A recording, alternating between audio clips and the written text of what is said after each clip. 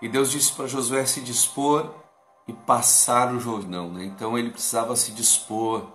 Tamires de São Lourenço, abração Tamires. Se dispor e passar o Jordão.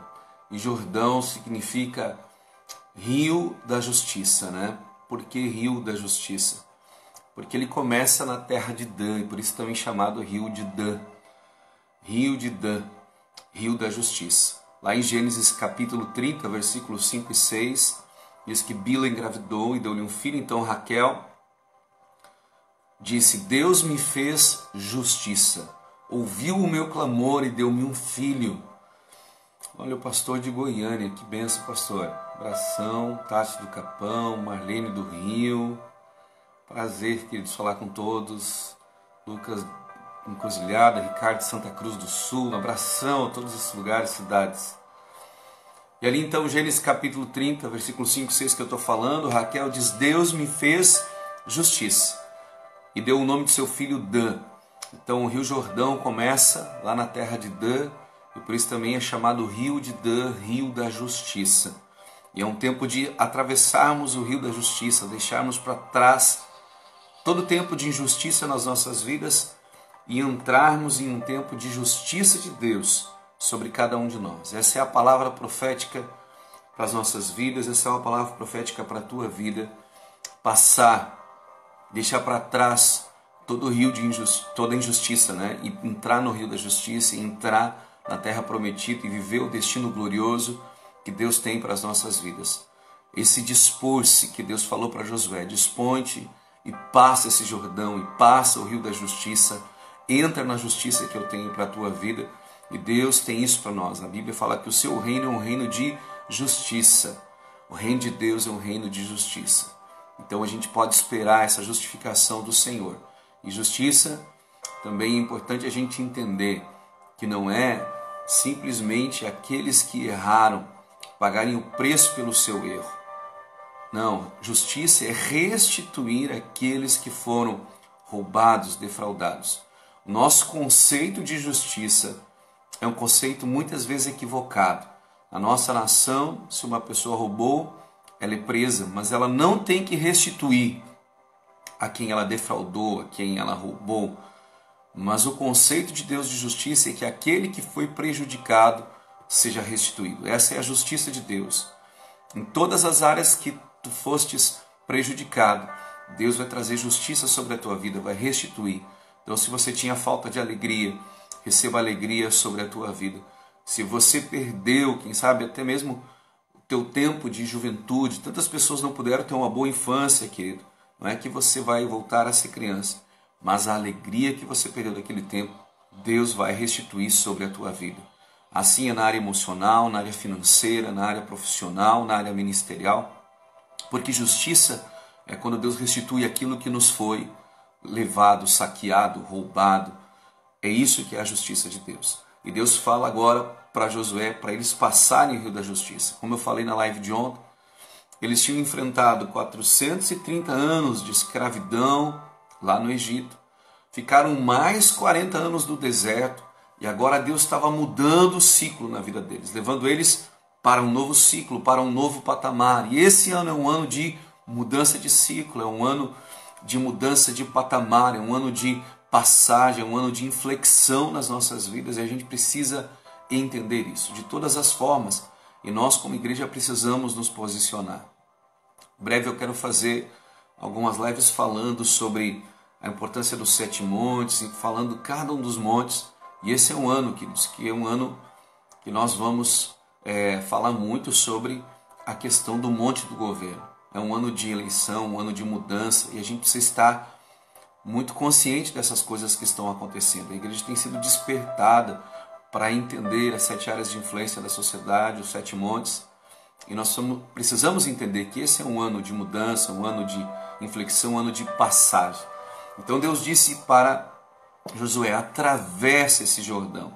E a palavra atravessar é a palavra para o nome hebreu. Hebreu significa aquele que atravessa. Então todo o povo hebreu, ele tinha uma palavra de Deus, né? De vá, atravesse, conquiste, vá além. Mas não é atravessar de qualquer maneira. O termo hebreu atravessar é ir de um ponto para outro objetivamente.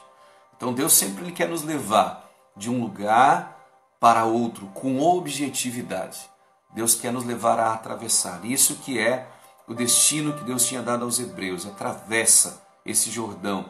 Não simplesmente como alguém perdido, como alguém sem horizonte, sem um caminho. Não. De um lugar para outro objetivamente. Então, hebreu é aquele que atravessa e sabe para onde quer ir. Deus está nos levando ao destino que Ele tem para as nossas vidas. Essa é a palavra que Ele tem dado. E eu quero também nessa manhã, queridos, refletir contigo a respeito de um outro processo de passagem do Jordão e de alguém que foi receber a porção dobrada da sua herança. Esse alguém que recebeu a porção dobrada da sua herança foi Eliseu, né? Eliseu recebeu a porção dobrada de Elias. E ele também teve que passar nesse processo de discipulado, esse processo de passagem do Jordão e ir para um novo nível. E é interessante que, se você ler, eu não vou ler porque fica muito comprido o texto para ler, em 2 Reis capítulo 2, do versículo 1 ao 15, você pode ler. E você vai ver que Deus guiou, ou Elias guiou Eliseu, através, claro, da graça, da sabedoria que Deus deu para ele, por um processo para que ele recebesse a porção dobrada. Eu falei que esse é um ano de inflexão, um ano de passagem, um ano de nós irmos para novos níveis e patamares. E agora, exatamente isso que estava acontecendo com Eliseu. Eliseu estava pronto para assumir a unção que estava sobre a vida de Elias. E o primeiro lugar que eles foram foi para Gilgal. Elias partiu para Gilgal com Eliseu. E é interessante que Elias sempre dizia: Eliseu, fica aqui. Eliseu, fica aqui. Não precisa ir comigo agora, nesse lugar. Eu tenho que ir para Gilgal. E ele vai e diz: não, eu vou contigo. Eliseu estava determinado a viver o novo que Deus tinha para ele. Deixa eu te perguntar, querido, você está determinado a viver o novo que Deus tem para a tua vida?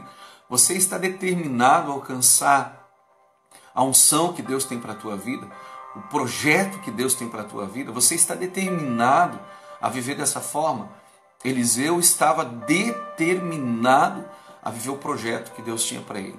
E Gilgal, ele tem um significado, né? Significa rolo de pedra ou roda. Significa um novo ciclo, um novo patamar. Gilgal é um lugar muito importante, ele é um cenário tremendamente pertinente quando fala da conquista da terra prometida. Gilgal foi a principal base de operação de Israel na conquista da terra. Ali foram estabelecidas 12 pedras comemorativas. Em Gilgal foi o lugar onde Josué liderou a campanha contra Jericó, lá na região sul.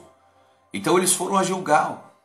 Ali em Gilgal, toda a geração que havia sido criada no deserto e não havia sido circuncidada, foi circuncidada. Então, Gilgal é um lugar de preparação, Gilgal é um lugar de estratégia, Gilgal é um lugar de preparar as operações. Todo discípulo ele precisa ser estrategista. Gilgal é um lugar de aliança, porque aqueles que estavam no deserto e não se circuncidaram, agora fazem a circuncisão em Gilgal. A aliança da circuncisão foi feita naquele lugar. Então, todo discípulo, para que receba a porção dobrada, para que viva um novo ciclo na sua vida, um novo tempo, um novo patamar, precisa passar por Gilgal, o lugar da aliança, o lugar da estratégia, o lugar do treinamento, o lugar da preparação. A primeira Páscoa que foi celebrada em Canaã, foi nessa terra, foi em Gilgal. Também ali cessou o maná. Gilgal é o lugar que nós paramos simplesmente de depender que Deus envie toda a provisão, todo o recurso, para que a gente agora se torne um conquistador. Não há problema em depender de Deus, e a gente sempre vai depender de Deus de alguma forma. Mas há tempo que nós precisamos conquistar, nós precisamos nos levantar como conquistadores. Deus nos chamou para sermos conquistadores. Isso mesmo, Gilgal é um lugar de preparação. É um lugar de se preparar, é um lugar de aliança, é um lugar de treinamento, é um lugar de consagração. E é um lugar de se tornar um conquistador, de ser treinado para ser um conquistador. Aonde nos tornamos realmente pessoas que vão conquistar no reino de Deus, que vão manifestar o reino de Deus em cada lugar. Gilgal é esse lugar onde separa os meninos dos homens valentes. Gilgal é o lugar que separa as meninas das mulheres valentes. Em Gilgal que nós somos separados. Ou vamos ficar a vida inteira como bebês espirituais, ou vamos nos levantar como homens e mulheres que vão transformar os lugares. Então Gilgal também é um lugar de adoração a Deus. Ali em Gilgal, nesse lugar, vários altares foram levantados a Deus. Então é um lugar de formação de profetas, é um lugar de aliança, é um lugar de levantar altares. Foi ali que Elias precisou realmente que Eliseu tivesse uma aliança com ele. Há pessoas que querem a unção dobrada, que querem viver o legado de alguém, mas não querem fazer uma aliança. E sem aliança não há transferência de unção, não se vai para um novo nível. E depois Elias vai para Betel e ele diz: olha, Deus me mandou ir a Betel, Eliseu, fica aqui. E Eliseu disse: de forma alguma, eu vou junto contigo. E Betel significa casa de Deus. Então nesse processo, queridos, de nós irmos para novos patamares, eu vou voltar no Jordão, mas eu quero que você veja como Elias estava preparando Eliseu para a porção dobrada. Quantos querem viver nesse ano uma porção dobrada de unção sobre a sua vida aí? Se expressa aí de alguma forma, dá um joinha. Então, acena aí, em nome de Jesus. E não esquece que ele vai compartilhando aí a live com os outros, Prende o dedo aí nesse aviãozinho, compartilha com vários para estar junto conosco. Então Betel é o segundo lugar que Eliseu é levado por Elias. E Betel significa casa de Deus. Casa de Deus. E ali que Abraão e Jacó ergueram altares a Deus. A Arca da Aliança permaneceu um tempo em Betel. Samuel julgava em Betel. Foi o lugar onde Jacó descansou. Então Betel representa ter fé em Deus, confiar em Deus. Betel representa o lugar que nós não mais dependemos da nossa força, mas que temos intimidade com Deus. Muitos querem subir ao púlpito para ministrar sem ter sido gerada intimidade com Deus. Nós não podemos passar o manto, a unção, para pessoas que não aprenderam a depender de Deus, a ter intimidade com Deus. Então só tem porção dobrada da unção aqueles que aprenderam a depender de Deus, a ter vida com Deus, a estar em comunhão com Deus.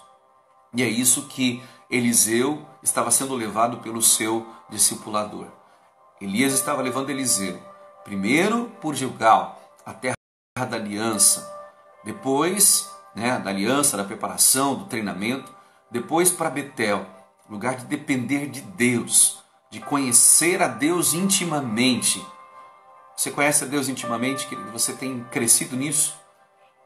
Pense nisso, Quanto você tem conhecido Deus intimamente. E às vezes vai ser nas tribulações, na solidão, que você vai conhecer a Deus intimamente. Então se prepare, Tem intimidade com Deus. Depois Deus vai, ou melhor, Deus guia eles para Jericó. E eles vão para Jericó. Elias diz: Deus me enviou agora para Jericó, Eliseu. Fica aqui, Eliseu.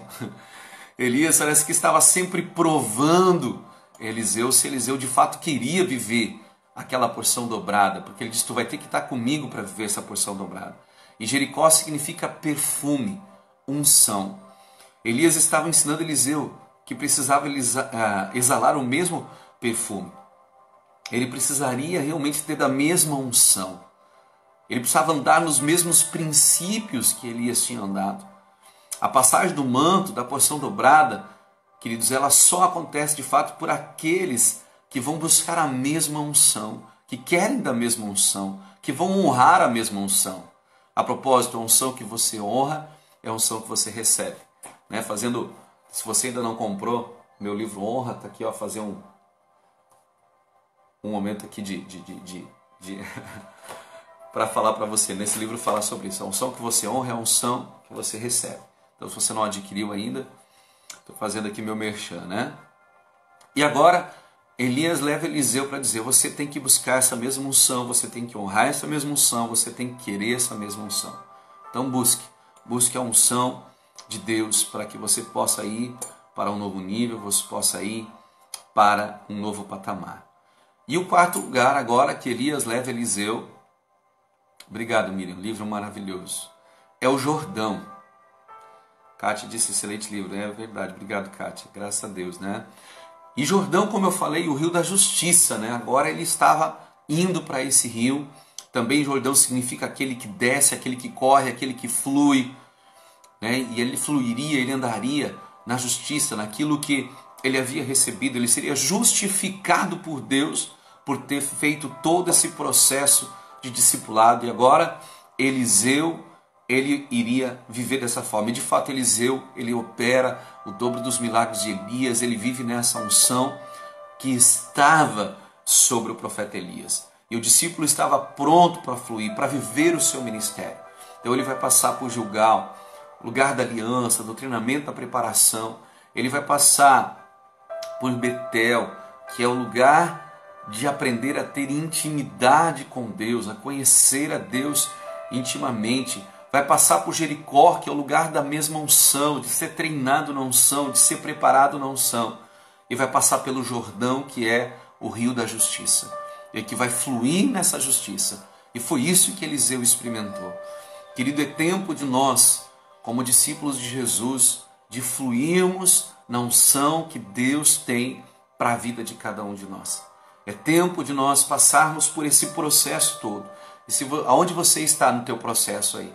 Aonde você está no processo que Deus tem te levado para viver novos níveis, novos patamares, para você experimentar coisas novas em tuas vidas?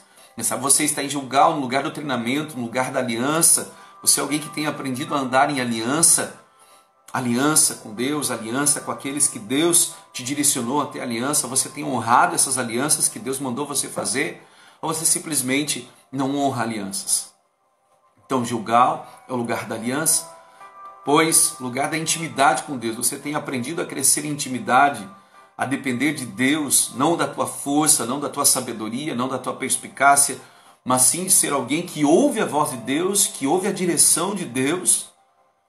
Imagine se Josué não ouvisse a direção perfeita de Deus, como ele entraria na terra prometida, como ele iria para um novo nível.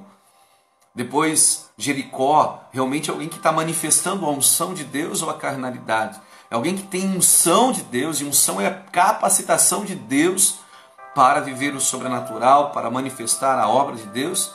Então isso tudo o que Eliseu estava vivendo. E agora ele passa o Jordão. E quando eles passam o Jordão, nós sabemos, né, que logo em seguida Elias é tomado. E agora Eliseu começa a viver. Então passe o Jordão, passe o rio da justiça, entre nesse novo processo. E voltando a Josué, quando Deus fala com Josué, dispõe-te, passa esse Jordão, tu e todo este povo. Vivemos em dias que as pessoas estão falando tanto de ser influência, né? Estão falando sobre a questão da influência. E as pessoas que influenciam são aqueles que aprendem a obedecer a Deus. Então, se você quer ser um bom líder, alguém que vai influenciar essa geração, você precisa ser aquele que decide obedecer.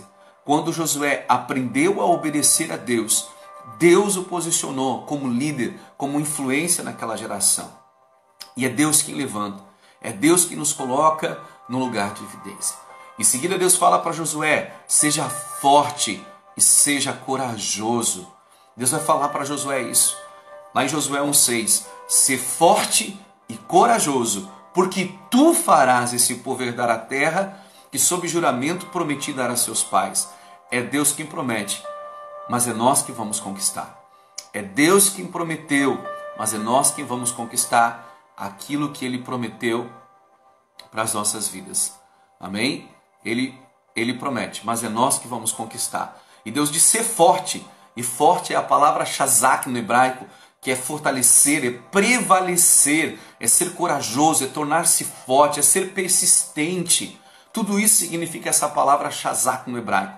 Seja forte, crescer robusto, tornar-se rígido, tornar-se duro também significa essa palavra. O oposto dessa modernidade líquida, do pós-modernismo, onde tudo se perde tão fácil, tão rápido.